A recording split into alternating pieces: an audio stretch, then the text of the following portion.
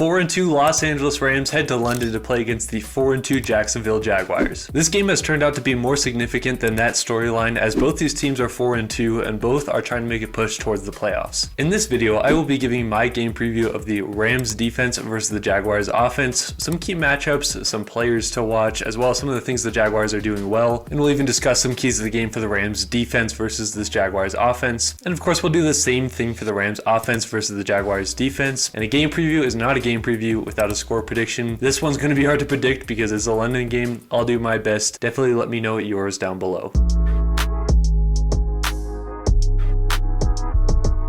Okay, let's start with this Rams offense versus this very impressive Jacksonville Jaguars defense. Now, before we go any further, I think it's always helpful to look at the team stats for both the Rams and the Jaguars to get a picture of where these two teams are right now. The Jacksonville Jaguars defense has been very impressive this year under defensive coordinator Anthony Campanelli. They are 8th in points allowed per game at 20 points allowed even. They are 23rd in total yards allowed per game at 347.8. They're 30th in passing yards allowed per game with 256.3. They're 8th in rushing yards allowed per game at 91.5. They're 29th in sacks with 8 and 1st in interceptions, as well as 1st in turnovers in the entire NFL. So while you can kind of point to some weaknesses in this defense, and they definitely are there, you can definitely see a big point of emphasis and the strength of this defense being those turnovers. Now, the mastermind behind this all is a guy I alluded to earlier in Anthony Campanelli. He is their new defensive coordinator this year, and he has been very impressive to say the least. Now, Campanelli has learned under a lot of great defensive minds here to get him to this point as defensive coordinator for the Jaguars, some of the likes being Vic Fangio, Jeff Hafley, and Robert Saleh. And you kind of see him blend a lot of the different schemes from those different guys that he's learned from, which has created a really good defense so far. He does like to play a lot of zone coverage, but he does like to send his blitzes. He likes to stack the box and create those kind of pressure looks similar to what the Rams do. And as we talked about earlier, the goal of this defense is to force turnovers, and they've done that better than any defense in the NFL this year. They have 14 total, 10 interceptions, and 4 forced fumbles. Now, unfortunately for the Jacksonville Jaguars, their turnover leader and the interception leader across the entire NFL will be out this game. I'm talking about linebacker Devin Lloyd. He has 4 interceptions and a forced fumble, and he was the defensive player of the month in September. He is going to be missing this game. He's not even traveling to London, so that is a big loss for this Jaguars defense. So yes, this Jaguars defense does force a ton of turnovers, but the guy who has 5 out of the 14 will be missing this game, which will definitely be a big loss for them. Their rushing defense has been very good. It's been a top 10 unit in terms of yards allowed. They are ranked 8th, as I talked about earlier. Their pass defense is where I think the Rams can kind of take advantage here. Despite having guys like Trayvon Walker and Josh Hines-Allen off the edge, and having a guy like Eric Armstead in the middle who does have 3.5 sacks, this pass rush still hasn't really gotten it going yet. Some of it's because of injuries and some of it's just pure rhythm basis. And you can see that in the sack numbers as well, with them ranking 29th in the league with only 8 sacks to this point. And despite this Jaguars defense not really showing evidence that they can rush the passer at a high rate right now, I would still be concerned just because Josh Hines-Allen and Trayvon Walker and Eric Armstead are still very good players, and they can turn it on at any moment. I really think somewhere that the Rams can take advantage of in this Jaguars defense is their secondary and their pass defense. Even in the wins that they've had this year, their pass defense has not been all that great, and that's reflected in the numbers of them being 30th in passing yards allowed per game. Now, obviously, they got Travis Hunter back there who plays situationally and getting more snaps there. They just added Greg Newsome from the Browns, which is a good cover corner for them, so I'm sure that's going to help improve things here, but I still think that this is an area of weakness that the Rams can kind of take advantage of, especially given the weapons that they have. I mean, after all, the Rams are leading the league in passing yards this year, so I think it's definitely something that they're going to try to stress and try to emphasize. I would definitely keep an eye on Jordan Lewis in their secondary. He is their slot cornerback who came from the Dallas Cowboys, has played really well this year, not only in tackles for losses, but also for the interceptions he's been able to force. He has 2 of them on the year, and he is a guy who can play pretty physically as well. Linebacker Foye Oluokun is also a guy to watch. He is leading their team in tackles with 53, and he's going to have to step up with a guy like Devin Lloyd being out this game. It's also important to note that he has forced 2 fumbles this year. As far as some key matchups to watch in this game, I'm going to start right here with Davante Adams versus Travis Hunter. Who knows how many times we're going to see this matchup just based on the snap counts that Hunter gets, and do the Jaguars really throw a rookie on Davante Adams? That's still to be seen. Maybe they put Newsome on there, I don't know, but this is a marquee matchup to circle even if we only see it 5-6 times in a game. Now, Davante Adams is definitely going to have to step up in the absence of Puka Nacua. Davante Adams will have to be the guy for the Rams offense. He's the veteran, the guy to depend on, and I think that this matchup between Travis Hunter is going to be so much fun to watch in the times that we get it. My next matchup to watch is Kyron Williams versus Foye Oluokun, their middle linebacker, leading tackle guy. He's also forced 2 fumbles, as I mentioned earlier. Everybody knows that Kyron can struggle with fumbles sometimes, so this matchup is going to be interesting to watch in terms of how many times these guys meet in the hole, as well as keeping an eye on how many times Oluokun is going to try to force a fumble on Kyron Williams. My last matchup on the Rams offense versus the Jaguars defense is going to be AJ Jackson versus Josh Hines-Allen. Josh Hines-Allen hasn't been crazy good this year when it comes to production, but to me, I think that's partially because of injuries, and I think he's just going to get going. I think some of the numbers don't back up how good he is. This matchup is going to be really fun to watch. AJ Jackson has been a brick wall for the Rams at left tackle. Him going up against one of the best pass rushers in the league is going to be really fun to watch in my opinion. When it comes to the keys to this Rams offense versus the Jaguars defense this week, it all starts off with not having any turnovers. Of course, you don't want to turn the ball over against any team, but especially against a team like the Jaguars, I think a big identity of their team has been these turnovers, and it's been the reason that they've been in a lot of games this year and have won a lot of games this year. I think that's kind of masked the fact that they've been a little inconsistent on offense, as well as letting up some yards in the passing game of opposing teams. The Rams have done a really good job of not turning over the football, especially in the passing game, and that is going to have to stay in this game if you want to beat these Jaguars. I think a big key is also going to be starting fast and putting up touchdowns early to force the Jaguars to have to play a game of passing the football, something that they haven't completely figured out, and we'll get more into that. The strength of their team has definitely been their rushing attack, so if you can put up points early, get off to a strong start, and force them to have to be a little bit aggressive in the passing game, hopefully you can get some turnovers that way. I also think utilizing a bunch of different kinds of personnel this game will be key against a guy in Liam Cohen who does know our offense, who does know Sean McVay, mixing up the different looks so they can't just key on Devontae Adams, especially with Puka being out. Switch up the looks and hopefully negate some of those turnovers in that way, in my opinion. Okay, let's go to this Rams defense versus the Jaguars offense. Obviously, the guy leading the way for this Jags offense is head coach Liam Cohen, who's going to be calling the plays like he always does. Us Rams fans know him well from his time in Los Angeles, so this is going to be fun to see all the things he tries to pull out versus his former guy in Sean McVay. The coaching for this Jaguars team has been a breath of fresh air, especially on the offensive side of the ball. And you look at some of the things that they're doing, their run game has been very good this year, best in a while actually. Their offensive line has also been very good in both the run and the pass, which has also been really refreshing for Jaguars fans. While their passing game hasn't been that impressive this year, I think the production is still catching up, and they'll continue to get better as the year goes on and as Lawrence still gets settled into this new system. I mean, you got guys like Travis Hunter, Brian Thomas Jr., Brenton Strange when he's healthy. Like this offense does have weapons. I think they're still just kind of figuring it out. They're still trying to get this passing attack to look as good as their rushing attack has been, and they have all the pieces to do it. I think it's only a matter of time, to be honest. This team is leading the league in drops from their receivers, which has definitely held them back in a lot of cases. But I think they're still trying to figure out how to best utilize Travis Hunter and Brian Thomas Jr. together and get them a little bit more targets. And despite being in the league for a while, Trevor Lawrence really hasn't had great coaching in most of his career, so he's still just kind of working out the kinks here. You'll still see him miss some passes. He does have 5 interceptions and 2 fumbles, and so he'll definitely turn over the football. He's still kind of ironing those things out with the new coaching staff. But while he's still working on refining his game, he's still a very good talent for sure. When you talk about the team ranks for this Jacksonville Jaguars offense, they're 17th in points per game at 23.2, 16th in total offensive yards per game at 344.7, 17th in passing yards per game at 220.7, 11th in rushing yards per game at 124 even, and they are 6th in time of possession per game at 31 minutes and 34 seconds. The rush game has definitely been the strength of this offense to this point, and Travis Etienne has had the best start to his career thus far. He has 470 rushing yards, which is 6th most in the NFL, and he's looked every bit as good of a first round pick like he was all those years ago. Brian Thomas Jr. is leading this team in receiving yards at 334, and Brenton Strange was actually the second most in receiving yards this year, which was their tight end, but he's also going to be missing this game, and that is a huge loss for the Jaguars offense because he also had the second most receptions in this offense, and he was working really well in this offensive scheme. Travis Hunter is still getting worked into this offense. While his production hasn't been elite, he's definitely getting targeted. He has the second most amount of targets in this offense, and they're kind of letting him stretch the field a little bit more than they did early on in the season. With their tight end Brenton Strange missing this game, it's actually funny because we are going to be seeing Hunter Long suit up against Los Angeles Rams, which actually has 2 of their offensive touchdowns this year, which would lead the team in terms of touchdown receptions, which I just thought was kind of funny. My question for this Jaguars offense is, if the Jaguars defense can't create takeaways, are they going to be able to win games successfully with how they look right now on offense? I think that's a legitimate question just because they have been set up a lot of times by their defense creating turnovers, which is why I think it's a huge key for the Rams not to turn over the football, because I don't know how many times they've been able to prove to us that they can have their offense kind of dominate a game even if their defense isn't getting those turnovers. Some key matchups here, I'm going to start with Byron Young versus Anton Harrison, former first round pick in 2023. Byron Young has 7.5 sacks this year. He has been the best Rams pass rusher when it comes to pure production. I'm definitely going to be watching this matchup very closely. I also have Kobe Turner versus Patrick Mekari. This is going to be a very fun matchup. I feel like it's just getting time. Patrick Mekari used to be on the Ravens, is a longtime veteran. He knows what he's doing, so this matchup is going to be very fun to watch. I don't know why, I just can see the conductor doing the celebration in London. My last matchup is going to be Nate Landman versus Travis Etienne. Travis Etienne, been one of the better running backs in the league. We've heard this story all year from the Rams. They've had to play so many good running backs, and Nate Landman has been a big reason why they've been able to stop running backs this year, so I'm definitely going to keep my eyes on that. Some keys to this Rams defense versus the Jacksonville Jaguars offense. For me, it starts with stopping that run and putting it in Lawrence's hands, who's been a guy who has had those turnovers, those 5 interceptions, those 2 fumbles, and is still kind of getting the kinks worked out in his game right now. Passing offense hasn't been a well-oiled machine yet while they've had their flashes, so I think putting it in their hands and letting Lawrence try to beat you with the weapons he does have, which are pretty good to be fair, I still think that's going to be the best way to try to beat this Jags offense, just because their offense has been so good at running the ball. If you can just try to stop that and put it in Trevor Lawrence's hands, that'll be huge. I also think a big key for this Rams offense is don't let Brian Thomas Jr. and Travis Hunter beat you over the top. These guys are exceptional deep threats, and they've been used down the field a little bit more this year, especially Travis Hunter. He's used a lot in the short passing game early on. They've been letting him stretch the field a little bit more, and they are dangerous. And so I'm going to be saying, as a Rams secondary, don't let these two get behind you because they could just break a game. My last key is a small one. I think just containing is going to be a big thing. A lot of people look at Trevor Lawrence and think he's just a passer, but he actually does use his legs decently, especially this year, and he can have those 3rd and 5s where he just runs and gets a first down, which are just absolute drive killers for the Rams defense. So I think containing Lawrence is going to be another key. I have an incredibly hard time predicting the score for this game just because it's one of those weird London games. You don't really know what to expect. There's a lot of familiarity between the Jaguars brass and the Rams brass, so you got to take that into account. I'm going to say the Rams win this game 24-20. That is my final score prediction. Let me know what yours is down below.